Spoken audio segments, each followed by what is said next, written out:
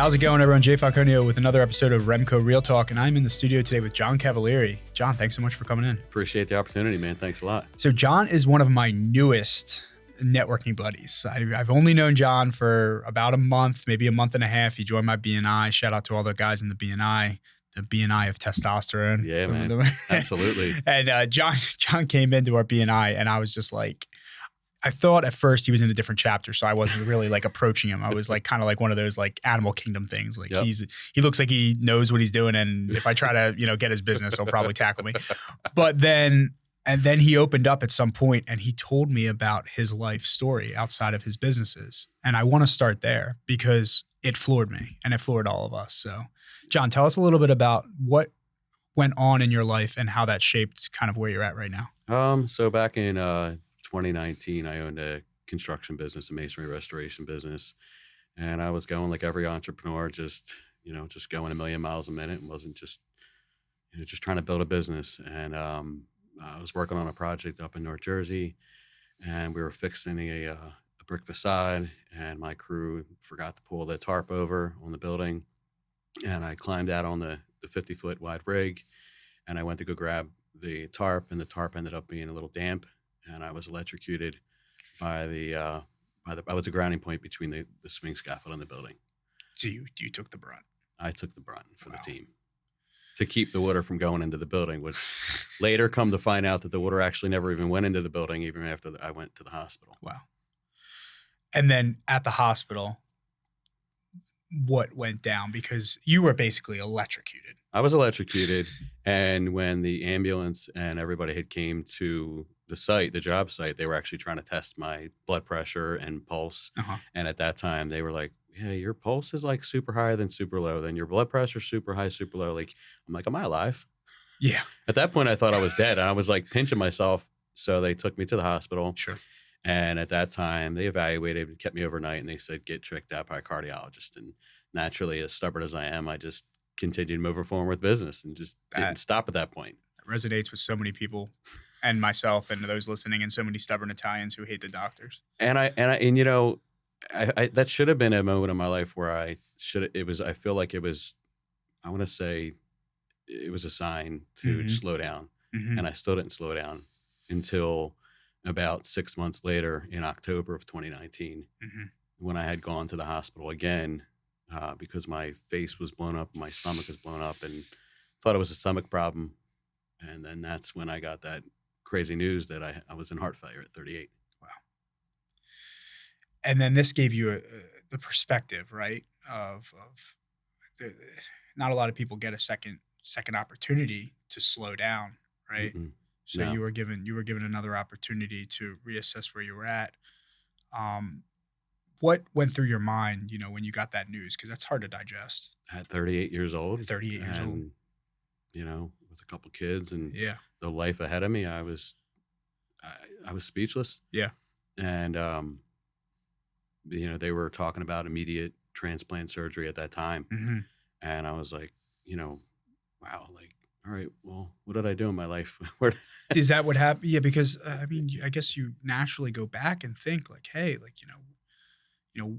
what was life before this moment? I mean, I can't even imagine, having to collect your thoughts and think about, what's next. And then also being confident in the healthcare team that surrounds you, Yeah. right? Like their life is literally in your hands. They 100% literally in my hands. And, at that point in time, luckily they were able to get the fluid off my heart Mm-hmm. and get me out of the hospital safely Mhm. at that time. And that was the beginning of a 3-year journey that I went on prior to, the actual transplant. Got it. During those 3 years, what were some of the bigger life changes that you had to make to just stay compliant, I guess? So, having heart failure and so I had an ejection fraction of 5%, which means that your heart essentially pumps 55 to 75% of the blood out of your Wow. heart into your body. I was at 5. Oh my God. So tying your shoes, walking up the steps, walking from your house to the car, you're out of breath and you don't, Mhm. it's really hard to function normal life. Mhm. So you have to adjust to those changes. So for about the first year and a half, I was trying to actually beat the heart failure Right. and get my ejection fraction back up to 55, 65%. And I fought for about a year and a half. And eventually Penn was like, "No, it's not going to happen. You need a heart. You need a heart. We don't know when it's going to be." Yeah. Right. That's Sorry. no.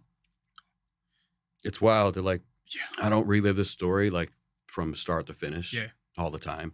Mhm. And when I do, it's like start thinking You about take your some of those time. moments. Yeah. I have goosebumps right now, but I want you to take your time. This is your story and this is your time. And this is important for all to hear because I think it puts things in perspective. Count your blessings, not your problems. And I And I'll think get there's into a, that. Yeah, there's a lot of people 'cause out there who are complaining about some little thing that don't matter shit, and you're over here explaining this story. So I hope that this resonates. But take your time. So you were looking for so a new heart. so at that time, it was in 2021, and I got transferred over to Penn because Mhm. you know Penn's University of Penn is the best. I appreciate you saying that. And I went to go see my heart failure doctor, and he said my job now is to keep you transplantable. Got So my only job is to make sure that all of your other organs and all of your other functions are in good shape for me to get you a heart Mhm. when it's time, it's needed. Mhm. Typically, people that are in their late 30s, 40s, or our age, they tank fast, Okay. and you'll know right then and there when it's time because you'll just crash real fast. The older you get, the slower you crash with heart failure. Interesting. Okay. Yeah, that's what my doctor had explained to me. Wow. So fast forward to 2022, me and my wife were getting married. We had a big wedding planned, This story.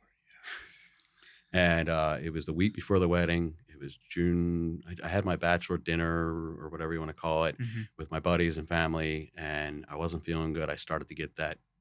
You get a heart failure, nausea, and you get really bloated, and I just knew that I was getting sick. Got it.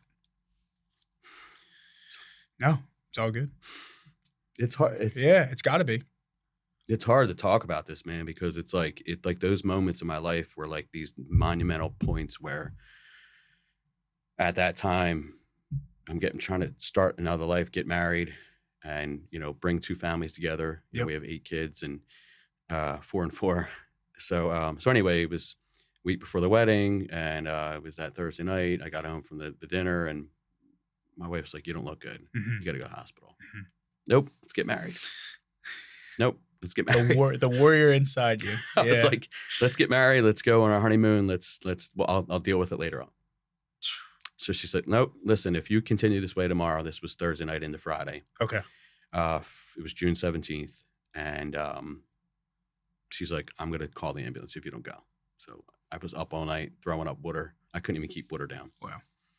Next day, I was like, "That's it. I'm going in." Yeah. So I go in, and Penn was like, "Why did it take you so long to get here? This is the worst you've ever been." So I'm like, "I just want to get married. Can you get me out and get married?" So at that time, they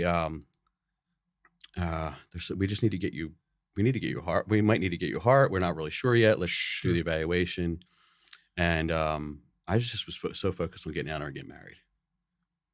So they came up with a solution where they put this medicine in you. It's called milrinone, and it goes through your arm, through a PICC line to your heart, gets attached to a bag, and it's a 24-hour drip. So the chances of going home now were a lot better. Wow. But you typically have to stay in the hospital for a few weeks. Well, they were able to get me out. Yeah, but you're no rule follower by any means, clearly. I'm a natural born entrepreneur. Clearly, yeah, I'm stubborn. I'm Italian. I don't follow the rules. Yeah. So the head doctor was able to get me out a day before our wedding. Wow. So we got out. We got married. And I'll tell you, this medicine made me feel like I didn't even have heart failure. That's how good it is. Really? It's like rocket fuel for your heart. And I mean, I was dancing around the wedding and having a good old time, and you would have never thought I had heart failure. Kudos to that doctor. Kudos to having a good understanding of medicine. 100%. Also, thank God that you were able to enjoy that day that you were. We had 140 people coming. We bought a house that had a bunch of land, and we had a big backyard wedding. That's awesome. And we had it planned, and I was like, "I'm not going to miss this wedding. I'll come back to the hospital." Yeah, I said, "I'll leave and I'll come back." Isn't that what happened? Well, so so that was June. We got married June 22nd, and then I went back in I actually had a PICC line infection. Okay.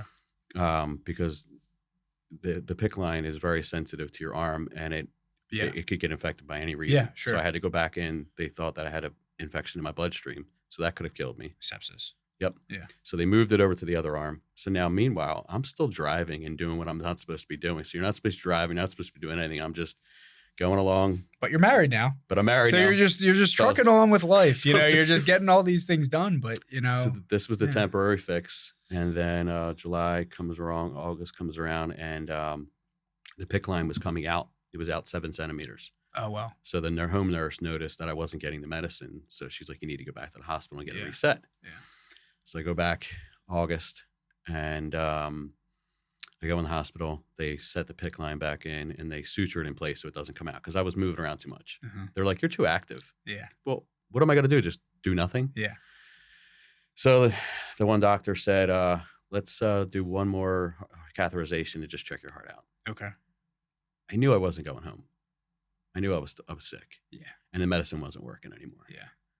So they did the right heart catheterization and came back. And when they come back and your PICC line is still in your, I mean, not the PICC line, the Swan, it's called a Swan-Ganz line. They put it in your neck, it goes into your heart and tests your blood pressure and everything. Wow. So incredible technology. Yeah. So it, like real time, they get instant information, real time. When they, when I came back and that was still in my neck, that means you're not leaving. So I knew it. Called my wife and I said, I'm not leaving. The doctor said, look, you need a heart. Like now. You tried to evade it for a long time and this was. That was it. That was it. That was it. So at that point in time, the Milrinone stopped working. They had to take other measures. Okay. So they put it's called an Impella. They put a pump inside my heart. It's like a 5-inch long metal pump. They cut you open. They put it deep inside of your heart. Yeah. And it helps pump your heart. They told me to get comfortable. They said, you're going to be here about 3 or 4 months before you get a heart, but you're not leaving until you get a heart. Or you're not leaving here. At that point, what did it feel like to know that, you don't know if a heart's coming, right? You don't know. You don't know, right? So what, like in this day and age, in 2025, I mean, or when this happened for you, like what, like I know organs don't just grow on trees these days. No, they don't. But I have an extreme amount of faith. That's awesome. I'm a Christian guy. I have an extreme amount of faith, and I just had all faith in God and faith that in the doctors and in their system that I felt like I was going to get a heart. I knew I was going to. And clearly you got one. Clearly I got one, right. But it still was more steps after the let's talk about that. After the pump. So the Impella was supposed to last 3 to 4 months, and it only lasted a week. Really? So the pump I was supposed to be in the hospital because I was Mo positive blood, so it's a common blood, and so more common blood is harder to get organs because then a lot of people share it. So that makes sense. The numbers don't work out. Right. So about a week into it, I went back into heart failure again. Like they were like, all right. The doctor had come to sit with me and my wife, and he's like, we're going to have a conversation later on, not with all the doctors around, but a one-to-one with me, you, and your wife. And it was that conversation where he sat us down and said, listen, we only have one more option, and the other option is life support. Wow. So that was already one life support measure, the Impella, but they had talked about putting on ECMO.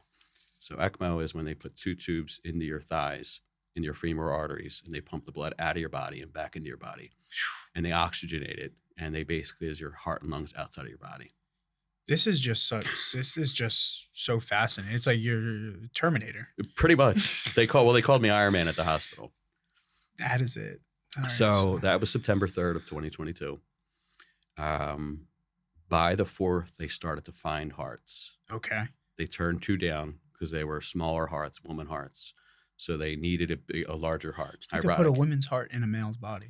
They used to. Now, from what I hear, is that the success rate has gone down because I'm not really sure why. Okay, but just the fact that it has been done is interesting enough. I think they still do it. It just depends on the patient. But I needed a bigger male heart. Sure. So by the morning of the 5th, they woke me up and they said, we found a heart. Wow. That was probably one of the better days, right? That was a milestone day then. So they told me that they found a heart and that they had to evaluate the rest of the heart and the other organs and make sure that everything worked out right. And they didn't really tell you where or how. where it's coming from or whatnot. But they just said it's a waiting period. And more than likely, if everything works out, I'll be transplanted the next day, which would be the 6th. So you could imagine the anxiety throughout the day. Yeah. And the excitement, it Yeah, was just for mixed emotions, for mixed sure. emotions. Yeah. And remember I had said that feeling that I had back when I was 38 and I had the heart failure. Yeah. Well, that just amplified by 10 times because now in the hospital, they did confirm that the heart was good, and it was the night before. And I recall like my wife there, and I just was like, wow, this is it, because they could open me up and put this heart in and it could not work. Things could go south on the table, and then you just look back at life and like, really, what did I accomplish? What did I do? That was it, right? That was that moment where you looked back and you were like, yeah, that's something, man. And this was all done at Penn. All done at Penn.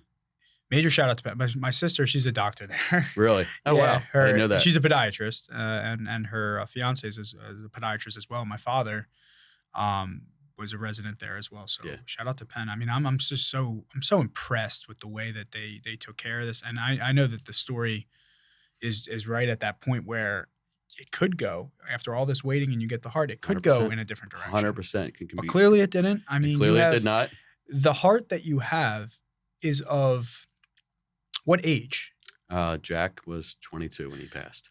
Jack Jack Sinnot. That is another side of this that I want to talk about. Yeah, that's another side of this I want to talk about, and I definitely want to get into the experience that you have, the wisdom that you have by going through this entire process that you just took us through, and how you can console and educate others that are going through this, right? Yeah. And this is a big part of your life right now. It's a huge part of my life. I mean, we received the heart and didn't know who the donor was. We only knew that he was in his 20s. He was a young guy, and it just was a tragic death. And we have kids that are in their 20s. Yeah. So knowing that, that's another mental and emotional thing to deal with, that now I have a heart, 22-year-old heart in my chest that came from a 22-year-old kid that we have. Like I said, we have kids that are in their 20s. Wow. So that alone. So, a year goes by, we don't know who, we write letters to, Gift of Life, and we're just waiting and waiting to find out who the donor is. Because we always knew that we wanted to create something to pay it forward. We always wanted to work with other patients, and informally, I was going to the University of Penn, meeting with patients that had found me on I had created a TikTok page, and one of my posts went viral. Yeah. So what I would do is I would get on TikTok Live while I was in the hospital for 3 months and talk to thousands of people around the world. Didn't know that. Yeah.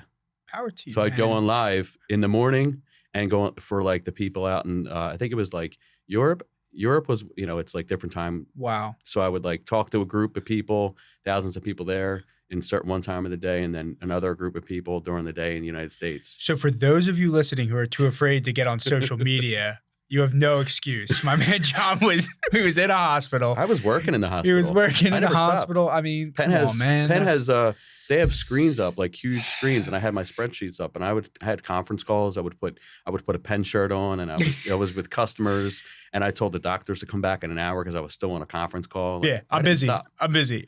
We have your heart. No.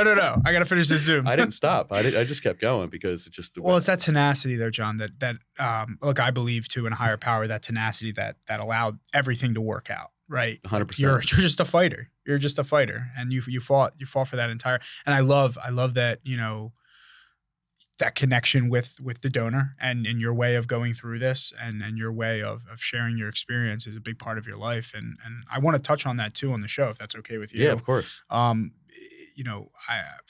what I understand, it's a pay it forward. It's a nonprofit. Yeah. So so after we had actually met the mother, father, and 2 sisters, and 150 of his friends and family. Wow. That are you call it a reunion. So I had been in Gift of Life had connected me with Sherry, the mother of Jack, and we had a couple hour long conversation, and she had said, hey, we're doing this thing at the Met Stadium. Maybe we could wave hi to you and let you know that we're here. We have 150 friends and family there. Oh my God. Doing a fundraiser in honor of Jack. And I was like, no, we'll come up. Me and my wife will come up and meet. So we went up. It was right around our year anniversary, his year anniversary, my year anniversary. Wow. So we went up, and none of these kids, they're all in their 20s. They had no idea who I was. So we go up to the Met Stadium, and we walk up there, and We created a Build-A-Bear with my heartbeat, with Jack's heartbeat. Wow. And we gave it to Sherry and CJ and two sisters. And she would bring me around to kids and they would want to know who I was. Like, who is this guy? Like, he's not from New York. Like, he's from Philly. Like, yeah, you could pass, but yeah. So Sherry would say, this is Jack's heart recipient. Wow. And the emotions. Oh my God. I mean, his heart was there. His heart was there. And some people would touch my chest. Some people couldn't touch my chest. That's some people couldn't listen. Some people wouldn't come near me. There were so many mixed emotions. So, but that had created this beautiful relationship with his friends, his family. His friends created a softball team called Warm Beers. So it's an honor of Jack. That's a great name.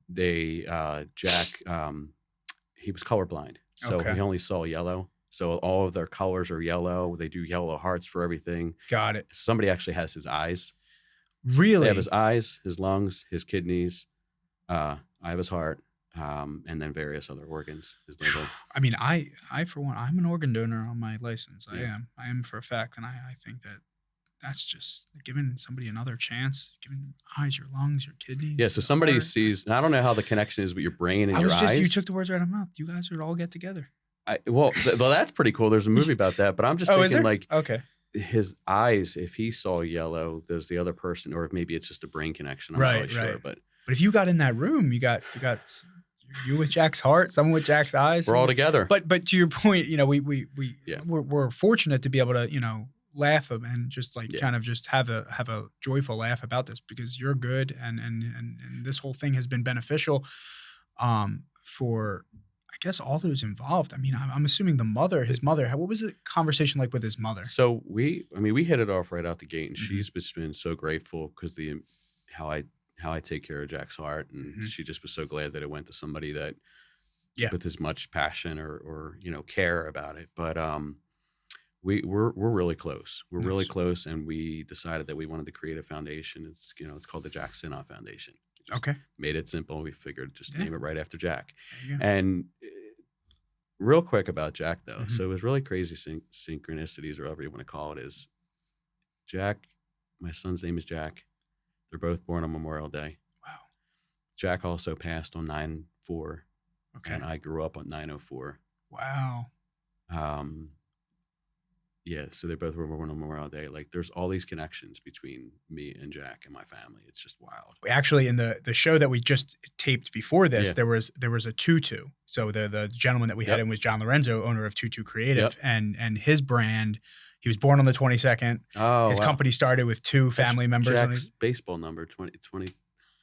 I'm telling you, it's a day of number play. So I believe in that. I believe that everything kind of happens for a reason, and there's little messages, right? They're God's little messages that he sprinkles in and lets us know that this might feel all too coincidental, but it's not. It's not coincidental. I mean, there's so many things that, like, for instance, fast forward, I did the 5K. I made it a goal to do the 5K run for the Gift of Life program. So Sherry came up from Florida and to be with us and my wife. So we were driving down Vine Street, and the Gift of Life building is at 444 Vine Street, or there was it set right on the building 444, and that's the thing that his friends all wear. They wear 444 around their neck because it's an angel sign. Nice.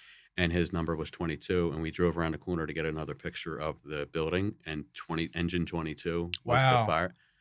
But it's like all there. These signs. All these signs right there. And I feel like when I ran the 5K, I was running, but then I felt like towards the end, I was like, got this push. That's awesome. And there's a video of me, like it was on the news, I was on Action News, and you see the video of me coming around, and it was like me flying around. Just like running past all these 16, 17-year-olds. And Sherry and my wife were like, where did that energy come from? That came from the heart, Came from Jack. That's so cool. Came from Jack. So. Man. And John, if someone were to, how are you connecting with those, what's your biggest avenue for people to find your story and to help kind of get involved in this nonprofit? Well, can I tell you about what we do at the hospital? Sure, please. Yeah. So we, informally I was doing this where I would meet with patients just from requests or whatnot. So this was through Penn. This is through Penn. Nurses would ask me, can you sit with this patient or whatnot? I'm like, well, I really got to create a program. Yeah. So I asked to volunteer at Penn and, went through this long, lengthy process and did all that. And then became an official volunteer at Penn. Got it. And talked with the people and told them what I wanted to do. And they didn't actually have a program where I would meet with pre-transplant patients and post-transplant patients. Mm-hmm. So what we do now is they'll give me a list of patients, and we're creating a team actually. So it's not just me. That's great. We'll create I go and I'll meet with a patient that's on Impella or on these medicines, and they're waiting 100 days, 150 days in the hospital. So I come in and I'm like, hey, I'm 2.5 years post-transplant. I'm this, I'm that. This is my story, and answer a whole bunch of questions outside of, not medical advice, just No, of course. what experiences I've been Personal through. experience And breaks the barrier of trust right down. They probably open right up to you. I had a patient just recently who just got a heart. He was in there for, I want to say 80 days. And I went in and I sat with him for about an hour and a half. And by the time we got done the conversation, he was like, you have no idea the amount of pressure you took off of me. And he just got done surgery, like a thyroid surgery, and he wasn't really feeling too good. And I came back 2 weeks later, which was this past week, and he looked like a new person. He didn't even get his heart yet. And he's like, you have no idea. He goes, You probably relieved. You probably took all his stress away. him and his wife, and she was 3.5 hours away, so she couldn't see him a lot. Yeah.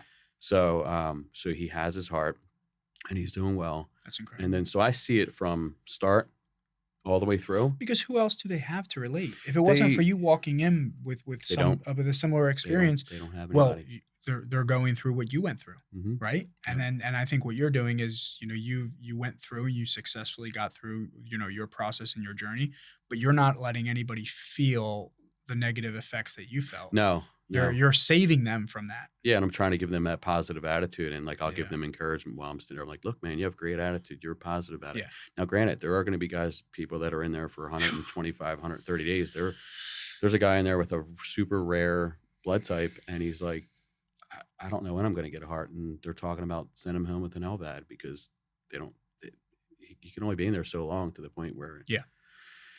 So, you can draw on a lot of those experiences when you were in and you were out. And so this is something and you're building a team around. So I'm building a team. I've That's attracted people because we have, so we have the Jack Sinoff Foundation. We have a Facebook page. We have an Instagram. Yeah. And then we have ways to volunteer. That's good. We do events throughout the year. So we do a designer bag bingo event. So love bingo. We just lost last week. It's great. We have 25 or 30 baskets. Yeah.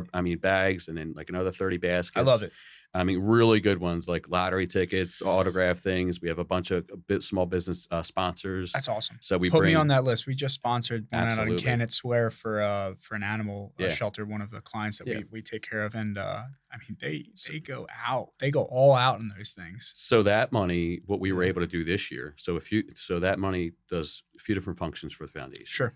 So when I interview these patients, I kind of poke around to see how their finances, because you'll have $300, $400, $500 a month just in copays. Yeah. So that's an added expense. That's $6,000 a year that you're not expecting to pay. So we offer financial assistance. So I'll cut them a check for $500, $1,000, whatever they need. So these sponsorships or these events help finance that. That's great. We just created a sponsorship, a scholarship in honor of Jack at a local high school. Nice. So a baseball scholarship, towards a college. It's, we set it at $2,200. It's not a lot of money, but we're just starting out as a foundation. So hopefully it grows into bigger. It will. Yeah. It will. And we'll make sure we include all that information, in the caption and all that, so that people can get in touch with you on this route. And it seems like you said his mother said he knew that he was happy to see that you were taking good care of his heart. Yep. What does that entail? Other than just, doing all the right things and taking your medication? You got to take your medication. You have to eat the right things. You have to exercise. You got to follow everything the doctor says to do. But it's also a mental mindset too. Interesting. Okay. I feel like Jack's with me. Jack is with me. I feel him with me. I do have, I want to say dreams. That's interesting. I do have dreams. I do feel like it's hard to explain. It's really hard to explain. I just feel like Jack's with me often. I hear that. I hear how that could make sense to somebody who's actually going through the same thing, because you're almost like you're two people, but you're still the same person. I feel like different things have certain things I ate changed. Oh, really? Yeah. Okay. I feel started liking different music.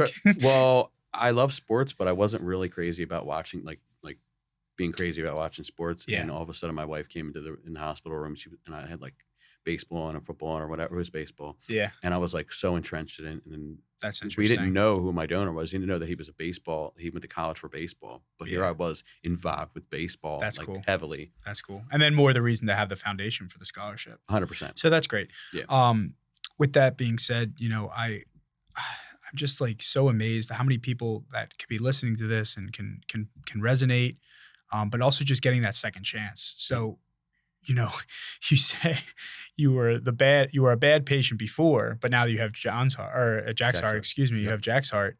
You're doing all the right things. You're doing everything the doctor says. I have to. No, I mean, I get it. Yeah. But I push the envelope every now and then, but I'm still, doing what I need to do for business and just running around. But I mean, it's just, I'm wired that way. That's great. I can't help that. So I love that side of your story, and it's such an important side. And I'm glad that you lead with that too, right? Like you keep mentioning, you had work to do in the hospital, and we all know, the construction has been a big part of your life. Construction is a big part of my life. Been in it for 25. But we've been, years. We've been chatting here for almost 30 minutes, but it's all been about this story. It's all been about. And I think that one hand can absolutely feed the other, and I think you can 100% have success with both the nonprofit and the construction business. 100%, absolutely.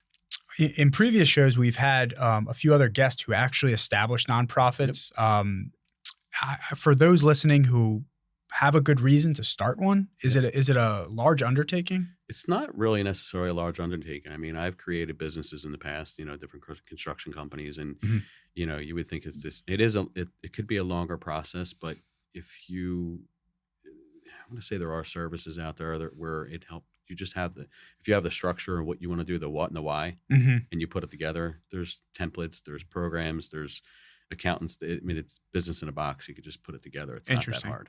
So you're the sole driver behind the creation? My wife and I, we're both founders. That's great. Yeah, we're both founders, but we also have a board. So my accountant is on the board, and then we have two of our kids that are on the board as well. And it's basically a family business. It's a family business. That's so cool. Yeah. So you create an LLC, and then you name it as a nonprofit. What's your kids' perspective on, I guess, the nonprofit, and just, I guess, it's a big part of your life? They all love it. I mean, I feel like you lead by example. So they see how I'm paying it forward with the nonprofit, that it also teaches them that you could create a business, and it's not as hard as what people make it out to be. Yeah. And I'm sure that they're very proud to be involved. 100%. It's had to be such a scary time for the family. We have 8 kids. 8 kids. 8 kids from 6 to 29. Wow. 6. And how old's your heart? 20. Well, it's 24 and a half now. So it was 22, but it's about 24 and a half now. I mean, I have more energy now than I've ever I was had. just going to say, what is the life trajectory now for Mr. Cavalieri? You're going to live to like 150? So there's, the average heart, because if you do a deep dive, the average heart could be like, 10 or 15 years. But that's so scary. There are, so crazy. Well, because it puts perspective into different things. However, modern technology, I mean, I'm on different groups where their hearts are going 30 years, 35 years. Wow. I forget what the Guinness book is. I think it's upper 30s now.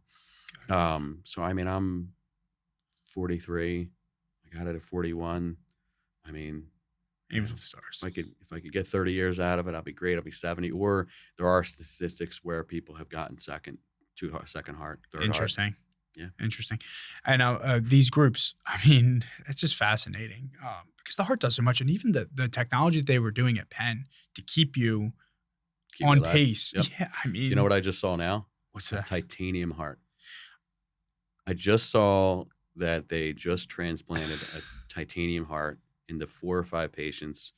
And I don't know if the person went home or not, but I believe that's the next wave of the future is a titanium heart. See now. So this guy created it. His dad had a plumbing company, and he would work with like water pumps or whatnot, and flow of water. Because the problem that they saw is that the heart has to beat so many beats, per day, hundreds of thousands of beats per day. So the battery would keep dying. So now he created this thing where it flows off of magnetics, and once it starts flowing, it won't stop flowing. So you don't have to worry about wear and tear and batteries. These are just like the Energizer Bunny. Yeah, but I mean, that's kind of crazy. I mean, stuff. will we die? I mean, that's what I was thinking. I'm like, what happens if all of his organs are good and his heart just keeps going? He just will never die. Now that's something, man. I mean, technology, I mean, for whether you're talking about the heart or you're talking about just technology in general, it's always coming out. It's always surpassing something new's coming out. That's a crazy thought. Yeah, I just read that online. It was the titanium heart. Titanium heart. Well, it's gonna be a lot more populated people in the country. I mean, you're invincible at that point. Yeah. Well, I'll tell you, John, it was really great having you on. I really appreciate all the information. Oh man, I appreciate the opportunity. We are gonna get this out there, and if there's any other way that they can best get in touch with you or the foundation, please feel free to share. Yeah, so it's www.thejacksinoff.foundation.org. Okay. We're on Facebook. We're on Instagram. Sounds good. Yes. And then if anyone needs any more information about REMCO Real Talk, or you want to be a guest or stop on the pod, please feel free to DM, comment, and like and share this post. This concludes our show. John, I appreciate all the information, man. Thanks for coming man. in. Yep. Appreciate it, man. Yep.